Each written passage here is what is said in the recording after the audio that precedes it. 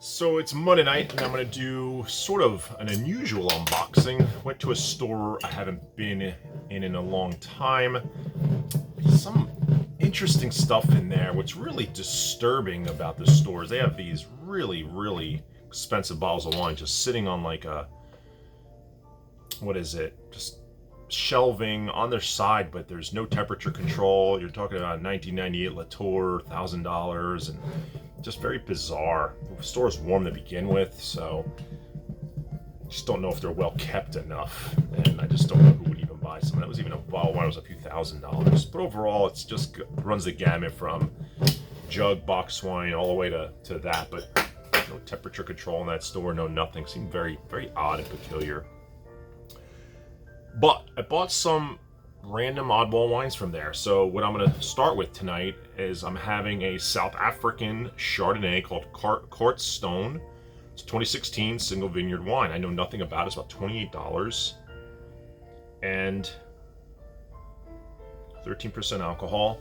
I just thought because of some of the age on it and a warm store, ironically, that it might be extra aged. Color is indicative of that. Let's hope it's not corked. Doesn't smell corked. It smells older than a 2016, and I think that is a good thing. It is extremely cold, so I'm going to let it warm up and go through this unusual unboxing. I'm going to start off with these three wines I bought. So Samos Vindux, it's from the Muscat Alexandria grape out of the island of Samos. They make a very sweet wine. I think this is fortified, pretty sure. Vindux Natural, pretty sure, 15%. So I got three of these. They're $11. So if you like a super sweet dessert wine, nothing wrong with this. I think it lacks a little acidity for my taste. I think there's other expressions of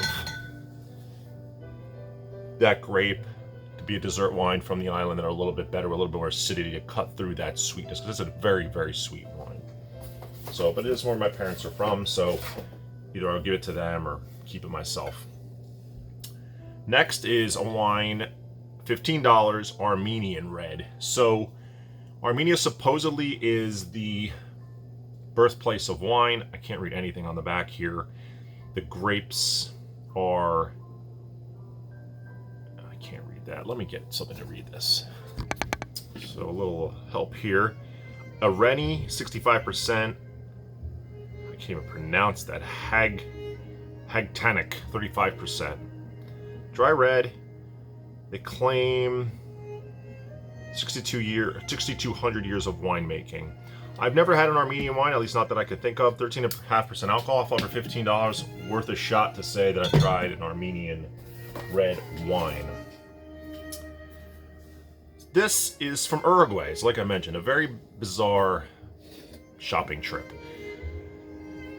Garzon from Uruguay, single vineyard Tannat. So Tannat is a pretty tannic grape and can make some bold wines. Out of the southwest of France, there's a region called Madaran, and Tannat is the grape that's most heavily used. I forget the percentage you have to use it to call it a Madaran. I've only had a handful. I thought they were always pretty good, but sometimes they were a little flabby, meaning they lacked the acidity, but they had the boldness and some of the tannin. I always expected them to have more tannin, but they sort of didn't have as much as I thought. So every so often I'll buy one just for the hell of it. But it says it's cooler than other blocks. Who knows? Anyway, single vineyard version, probably the best version of this that I think they make, and still $25. It's Uruguay. You're going to get a bargain, and that's probably not a great bargain from there. I think their standard bottle is like $15.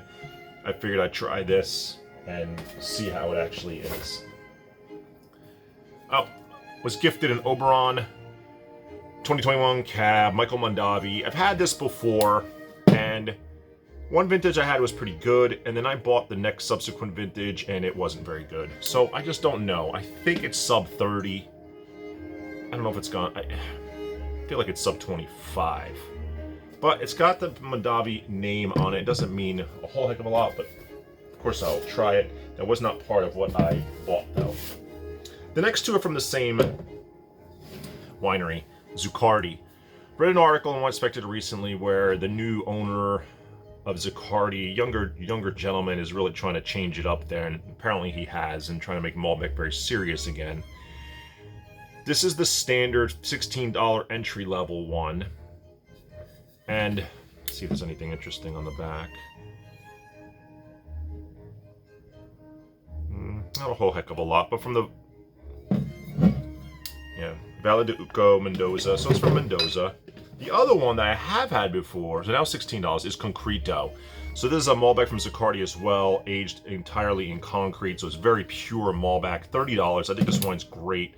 Kind of wish it was cheaper. It's not, but it is a really good $30 Malbec for sure. I think it's consistent every time I've had it, and I've really enjoyed it. So, like I said, sort of an oddball little trip there. And the other wine I opened up the other day, Domaine Tempier's Bandol 2018. And this is mostly Mourvedre. And the other day, this just came across very barnyardy. Now, I opened it 2 days ago. I'm wondering if this is already turning. We'll see. No, it's not turning. I wonder if some of that barnyard smell wore off. I don't have a problem with sort of the barnyard, forest floor type of aroma is more rustic, but this was a bit over the top. Still there. It is still there. I don't remember the Bandol from Tempier. I've had a higher end Bandol from Tempier and it was fantastic. This one is not nearly as fantastic.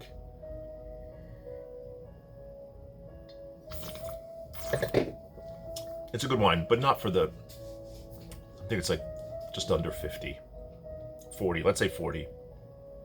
I would pass on it for $40. Just kind of call it like a stinky little barnyardy wine. I guess maybe that could be your jam. This has got a little bit warmer. This one has aged white wine characteristics. A little different though, maybe the South African influence. I'm smelling a little bit of the butterscotch that you get from a fully developed Chardonnay.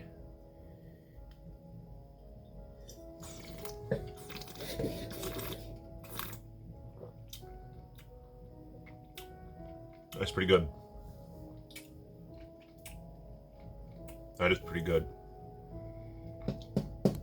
That's almost fully developed, and it's only a 2016. It's probably not meant to age that long, I don't think.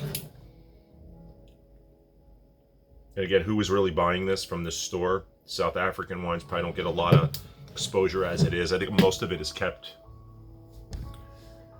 is imported, is not exported. It's kept within South Africa. Very minimal exports. So to see a 2016, the single vineyard Chardonnay from Glencarlew. I've actually had Glencarlew winery before, not the Chard of any vintage, but I used to have a red blend, and I used to think it was a great red blend, and I think it was in the 20s. This is 28, I think I said.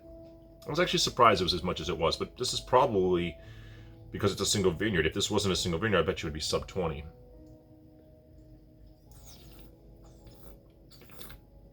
It lacks a little acidity, so it's a little flabby, but it's got that butterscotch element, the banana peel element.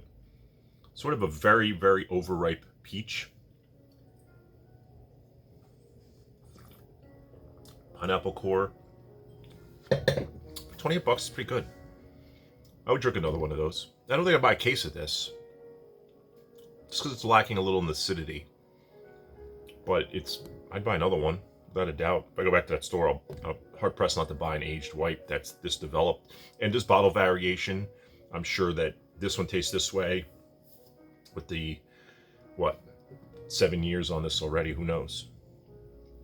So yeah, there it is, a little impromptu wine trip or wine store trip. Bandol, sweet wine. Got Uruguay here, South Africa, Armenia, Argentina. So eclectic wine trip. If I'm going to order any wine in the near future, I've got a fair bit to sort of get through. It's going to be a case of Weekday White of that 20-year-old Riesling, Spot Lacey Halbetrocken that I've been drinking, and it's sub $20. Fantastic. Fantastic. So if there's any wine I'm gonna drink or buy, it's because I need a weekday white.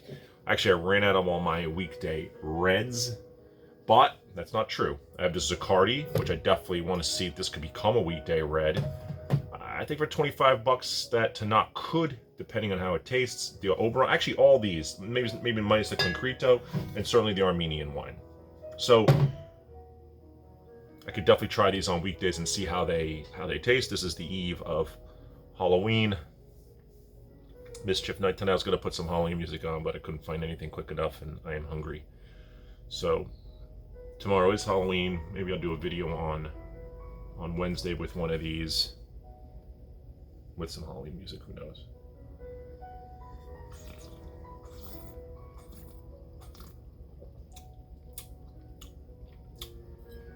You know what this needs? Food. I bet you with food this would absolutely go up in quality. I believe on its own it's just not. I mean, I like it more today than I did 3 days ago. It's 2018. Maybe it needs longer to age. It's possible. I haven't had a Bandol in a long time. I've had some Bandol rosés, but I have not had a Mourvedre Bandol. Well, Bandols from the rosés from Bandol are probably Mourvedre based, but this is a red, vinified to be red, not rosé. So, dinner time. Have a good night. Happy Halloween.